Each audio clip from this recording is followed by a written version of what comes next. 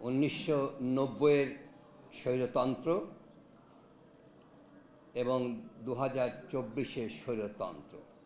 যাত্রাটা শুরু হয়েছিল নূর হোসেনকে দিয়ে, আর তার পরিসমাপ্তি হয়েছে আবু সাইদকে দিয়ে।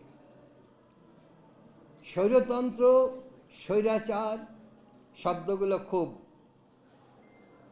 জনপ্রিয় হয়েছে বাংলাদেশে। আমরা প্রত্যেকবার বুকে রক্ত দিয়ে স্বৈরাচারকে আমরা বিতাড়িত করি। একটা মুক্ত আবহাওয়া সৃষ্টি হয় এবং সেই মুক্ত আবহে একটি রাজনৈতিক দলের পক্ষে যায়, তিনি এসে সরকারে বসেন এবং আবার স্বৈরতন্ত্র চালু হয়ে যায়। আমরা এই স্বৈরতন্ত্রের যে প্রবাহমান অবস্থা আমরা 1972 সন থেকেই দেখছি। আমরা স্বৈরাচার বিতরণ করি, কিন্তু স্বৈরতন্ত্রটা বিতরণ করতে পারি না। এটা আমাদের ব্যর্থতা। কেন ব্যর্থতা? ব্যর্থতা হচ্ছে আমাদের স্বৈরতন্ত্রটা আমাদের সংবিধানের মধ্যেই প্রথিত আছে। এটা কোন সংবিধান? 1972 সালে যে সংবিধানটা প্রণয়ন করা হয়েছিল পাকিস্তান গণপরিষদের সদস্যদের দ্বারা।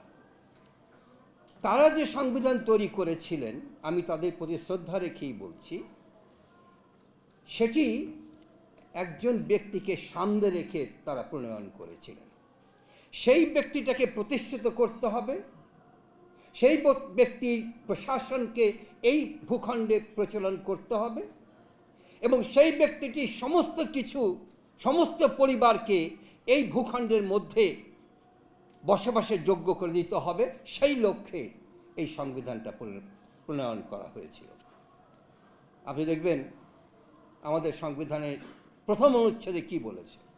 বাংলাদেশ একটি প্রজাতন্ত্র হইবে। কেন প্রজাতন্ত্র হইবে? প্রজাতন্ত্র কাকে বলে? Republic. Bangladesh is a Republic. ইংরেজি যদি দেখেন, বাংলাদেশ ইজ এ রিপাবলিক।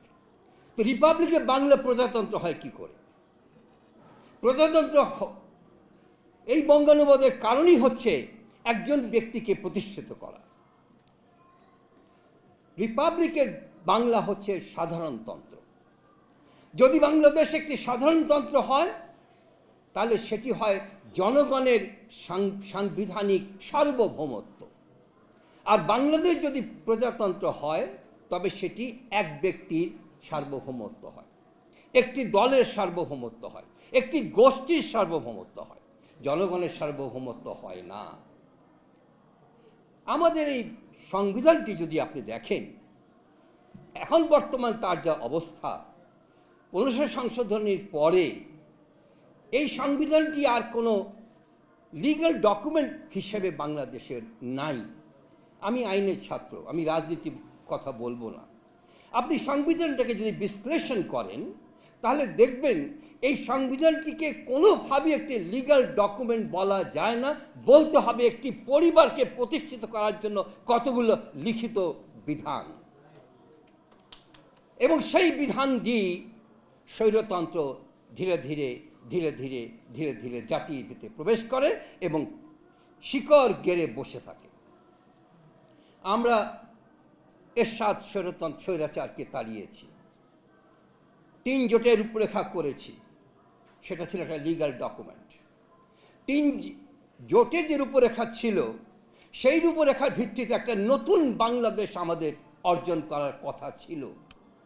এবং আপনারা খেয়াল করবেন সেই সময়কার বাংলাদেশের প্রধান বিচারপতি জনাব শাহাবুদ্দিন আহমেদকে আমরা সুপ্রিম কোর্ট থেকে বঙ্গভবনে পৌঁছিয়ে দিয়েছিলাম, তাকে আমরা রাষ্ট্রপতি করেছিলাম।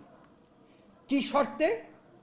শর্তটা ছিল যে তাকে আবার সুপ্রিম কোর্টে ফেরত দিতে হবে। এবং শর্তটি কোথায় লেখা ছিল? একটা কনস্টিটিউশনাল ডকুমেন্টের মধ্যে লেখা ছিল, সেটাকেই বলা হয় 3 জোটের রূপরেখা। সেই 3 জোটের রূপরেখা যে ডকুমেন্টটা, সেটা একটা কনস্টিটিউশনাল ডকুমেন্ট, সাংবিধানিক ডকুমেন্ট। সেই ডকুমেন্টটি আমরা ক্রান্তিকালী সংবিধানের যে ক্রান্তিকালীন 150-এর যে বিধানটা আছে, 151 যে বিধানটা আছে 50-এর 150-এর, সেখানে আমরা ঢুকিয়ে দিয়েছিলাম।